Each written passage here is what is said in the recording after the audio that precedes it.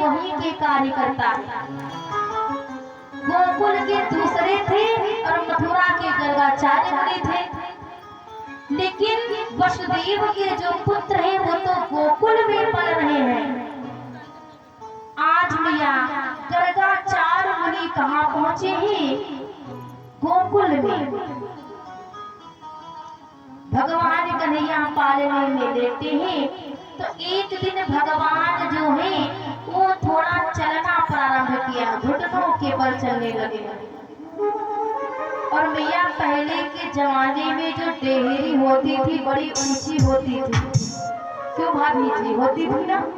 हाँ, तो भगवान सोच रहे हम तो भैया भैया चल रहे हैं, लेकिन डेहरी को कैसे पार करके बाहर जाए। मेरा बड़ा मन कर रहा है पूरा ब्रजमंडल देखने के लिए। भगवान ने क्या किया? भगवान जो है इधर कन्हैया बलिदाओ भैया भैया भैया जाकर के गौशाला में गए। जब गौशाला में गए तो इधर देखा हर जगह गोबर पड़ा है, गाय का गोबर। तो भगवान कन्हैया ने क्या किया? जितना गोबर था सारे शरीर में लपेट लिया, बलिदाओं को भी लपेटवा दिया।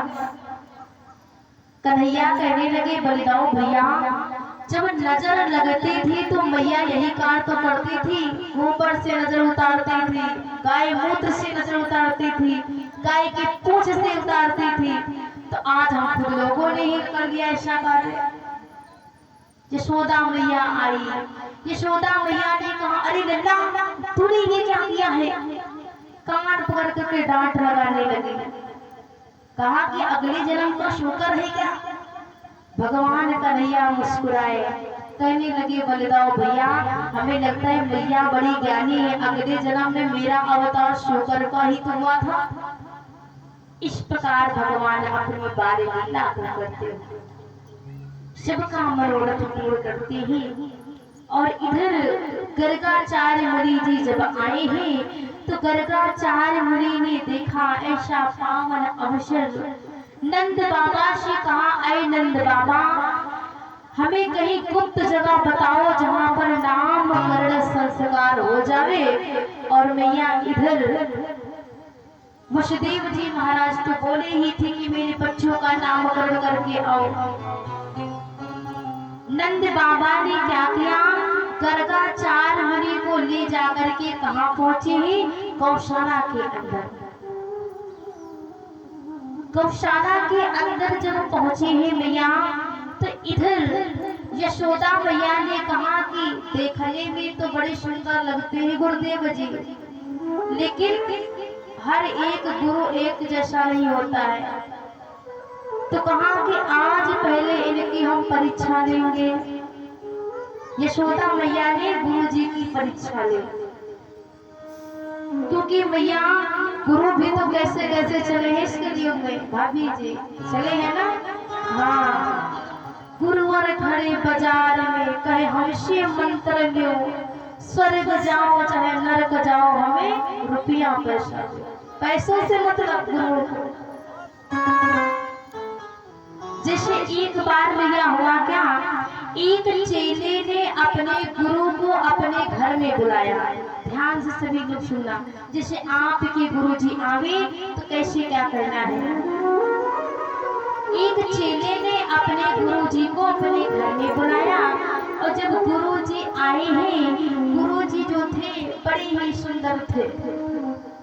उस चेले ने सत्यनारायण की कथा करवाई। सभी लोग जानते हैं सत्यनारायण की कथा? कितने लोग जानते हैं सत्यनारायण की कथा? किसको किसको पता है?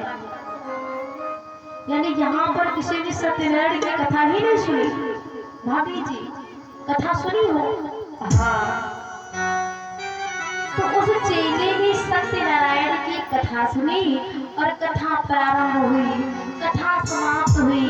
उस चेले ने बड़ी विवाहित व्यवस्था करा करके रखी थी, बड़ी सुंदर व्यवस्था। आज मैया हुआ क्या, जब कथा समाप्त हुई, जब दक्षिणा का नंबर आया तो आज चेले ने कहा गुरु जी, आज जैसी दक्षिणा आप बोलोगे हम वैसे ही दक्षिणा देंगे। गुरुदेव ने कहा अरे कोई बात नहीं, हम तो आते जाते रहते हैं, भगवान की कथा सुनते ही सुनाते रहते हैं। लेकिन चेले ने कहा कि नहीं, आज जैसे बोलोगे वैसे ही दक्षिणा हम देंगे। और मैया देखो गुरुजी कैसे थे, गुरुजी थोड़ा लालची हिसाब के थे।